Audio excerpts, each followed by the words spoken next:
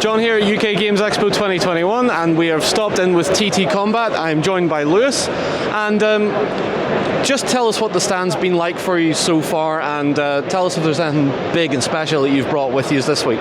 Yeah, it's actually been really good. We were a bit apprehensive when we came in because we didn't know what the show was going to be like at all. We've got about half the size stand that we usually have, so we're like, bring fewer staff and fewer risk, but it's been really, really good so far. We got loads of gamers coming in. We're one of the only war game stands in the show, which is good for us. We brought loads of things. We've got all our standard, every year we bring gaming board deals, which is this year it's about £175 worth of scenery for £100, and it's cut to order, so you can come along, order it with us, and we'll ship it to you directly. We've got demo games running for Dropfleet, Carnivale, and Rumbleslam. We've got loads of stock. We've got a whole batch of new exclusives for this show that we made specially. We've got new things for Dropzone for every faction. There's a feud pack for Rumbleslam with Phage and Triple D fighting it out together. And we've got a set for Carnivale called the Queens of the Adriatic, which takes all of our leaders as female versions, and actually some of the best models we've ever made, I think. We've got a few things showing off in the cabinet as well, which we can have a look at in a minute. We've got one of our new behemoths for the Scourge, which we previewed earlier in the year. And it's coming out shortly. I can't give an exact date. People keep asking, but I can't give an exact date for it. Yeah. We've got that. We've got a whole new load of Carnivale miniatures, which are coming out for our new book, which is coming out shortly, called Blood on the Water. And we haven't shown any of those off yet, which is really exciting. For Dropfleet, we've got Resistance Dreadnought, which no one knew was coming out at all, except for me. We've finally been able to show it. It's a multi-part kit. There's about 70 odd pieces in the set, and it's sort of a make-your-own Dreadnought, kind of like space Lego. Yeah, really, really cool to see. That's the thing I found about the Resistance stuff. It feels like a big Lego kit. You just get to play with it and basically do any mad thing you feel like. So, what do you want to show off?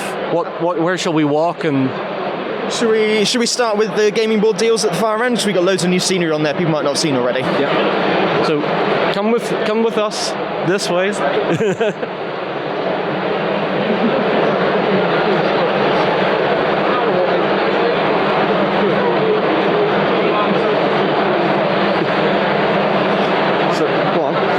So we've got 8 different gaming board deals. It's a ludicrous amount of stuff this time, to be honest. We actually struggled to fit a lot of it on the board itself. But we've laid them out as 4x4 boards, but it's about a 6-foot by 4-foot board's worth of scenery for £100. We've got brand new things. Sci-Fi X here, which is our Dropzone range, has got a load of stuff that hasn't even been released yet. For our World War range in the corner, we've got a full Stalingrad city with stuff that has only just come out. Over on the far side, we've got Industrial Hive, which is pipelines all over the place. If you want a modular gaming board, that is your modular gaming board. For Fantasy Realms, if you're playing things like Warcry, we've got a Destroyed City in the middle, which also goes in so many different variations. If we carry on down, we've got a cyber board for Sci-Fi Gothic. So, I mean, I'm not going to say it's for Necrons, but it's very much for Necrons. It fits very well, is what you're saying. It does, yeah. It's completely coincidental. In the front here, we've got some brand new city streets ranges with high-flying buildings and all sorts of stuff there. Our Sci-Fi Gothic board is all new as well. Our best-selling kit for TTCombat for many years was called the Ruin Sector, and we actually got rid of that this year in probably a silly move, but I think brave, and replaced it with the Raise District, which has already become our best-selling kit. Yeah. And it's basically an entire board's worth of scenery for 20 quid. It's not too bad. In the far corner, we've got a sunken version of our Streets of Venice range. So if you play Carnivale, this offers a completely new way to play. It's definitely something as well.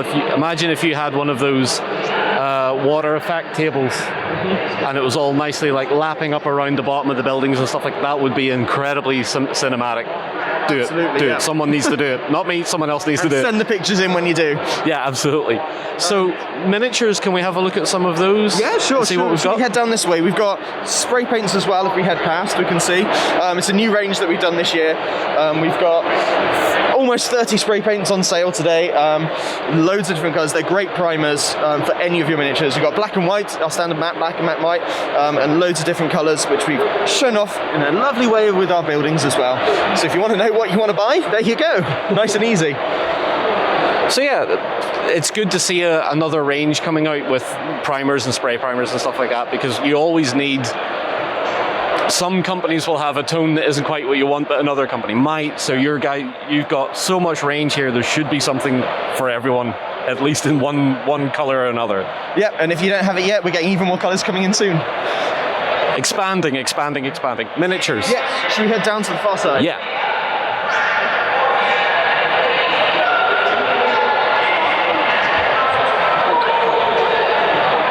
Now this.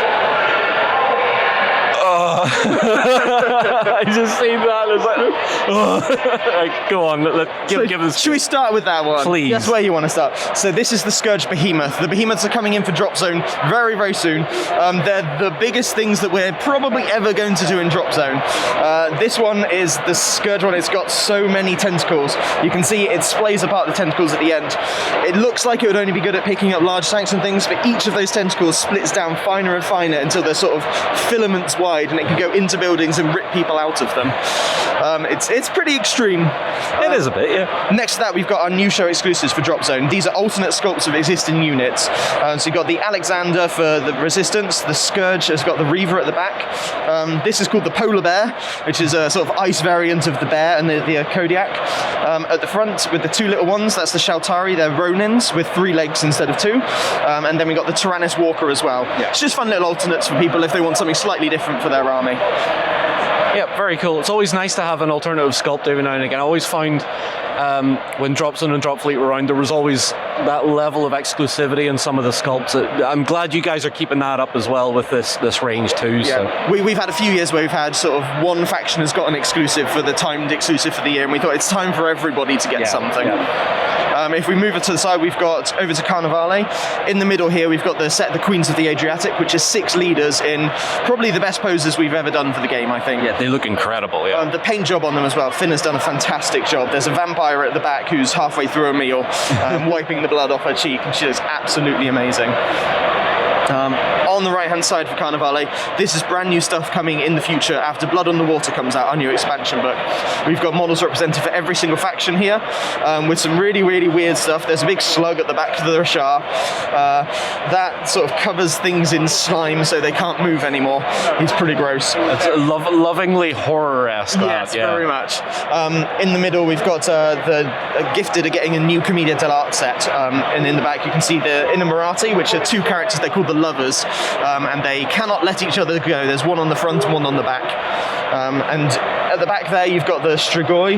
There's one at the very back, the massive thing is called a Zori, and that's a Strigoi who eats other Strigoi, and has eaten so many, he's getting a new other Strigoi growing inside of him. Oh, lovely. Yeah, it's pretty gross. Yeah, that's nice. Right, shall we go down onto Dropfleet? Yeah, because I love the size of this thing back here. I love that. So this is the Resistance Centurion, and we released one a few years ago as an exclusive, and that turned into an entire Resistance fleet, and we thought to reward people that didn't get it, we've got a 2-up version of it. I built that one myself the other day, and it goes together beautifully. For such a large display model, it's so easy to assemble. And we've got a few of our newer releases, the Battle Cruisers, some of the Resistance, we've got Destroyer, and we've got a Monitor. But this is the stuff that is really, really exciting for me. This is the Resistance Dreadnought. Both of those ships are made out of the same kit. They look entirely different, and that's only 2 of the variations that you can build. I worked out with the cruiser sprue how many you can build. With this, I don't think I can actually do the math on that probability, because there's just billions and billions of ways to build this kit. It's ridiculous. It's taking the ingenuity from the space station set and saying, well, how do you make a faction that technically wouldn't have a lot of ships, but they're cobbling together stuff, and it's basically the same ethos, right? Yeah, absolutely. These are ones that are sort of pre-Scourge invasion. They got sent out into the universe to explore, and now they're finally sort of coming back in. So most of these ships, they have people that live on them full time. So we wanted something that you can make it as big as you possibly want and arm it as much or as little as you want as well. Yeah. But speaking of space stations, we've got our new space station kits as well, actually. The Astro Botanical Lab is this sort of glowing blue one. Which is absolutely gorgeous. As an aesthetic piece, that reminds me very much of, like, are you familiar with Gundam? Yes. Like the big colonies and stuff like that. They have all these windows and biomes and stuff. Yeah, so we got that one at the front. At the back, we've got the Defense Grid Space Station, which is sort of a military one. Yeah. On its own, it's pretty cool, but I got a bit carried away the other day assembling them and managed to make these two. I see that. I was wondering what the donuts were. Yeah, so I started with I call this the Bagel of Doom, the sort of round one. I made that one, I went, yeah, this is cool, and I thought, actually, do you reckon I can make a figure of 8? And sort of sat down and started playing with the piece going, yeah, I think I can. And then, a few hours later, I managed to have an entire, figure of 8 one. But isn't that the joy of it? You sat down and thought, what can I do with this kit? And then you just went mad with it. Yeah, so, absolutely. Yeah. Now, I want to go up to Rumbleslam real quick because this guy at the end is making me... I've been trying not to chuckle at this guy. So what's Rumbleslam bringing to the table today? So this is Pinyama. He was released a couple of months ago. Pinyama is probably the most ridiculous character we've ever done. I think so. He's a llama piñata. He starts as the heaviest character in the game, but the more you punch him, the more candy falls out, which you can eat and replenish your stamina. So yeah, he's pretty weird. We've got some of our other new releases. The Brutally Devious Shadow Mania team, which is a bit of a mouthful, so I just called them BDSM. There at the back, we got the Throwing Shade, which is a beautiful model.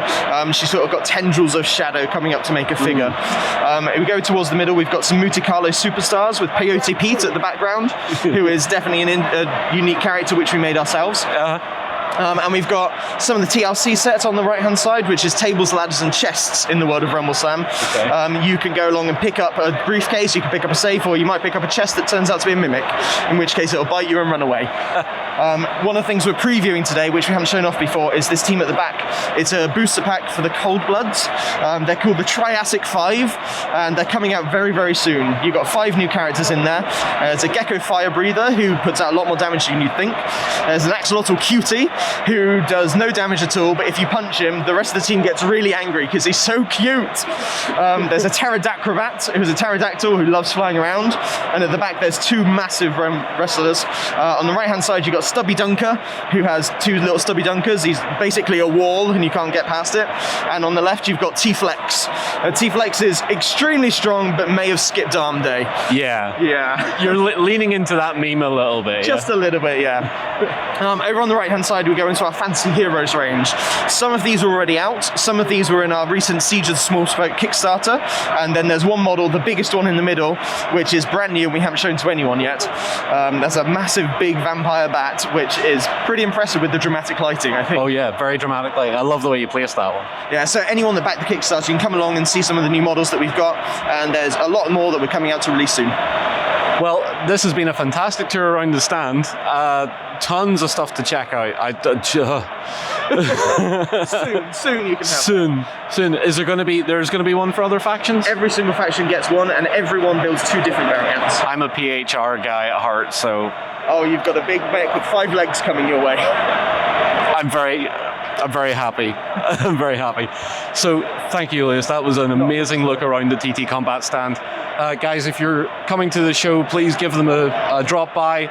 Get your spray paints, check out the tables, because all the terrain out there is just magnificent.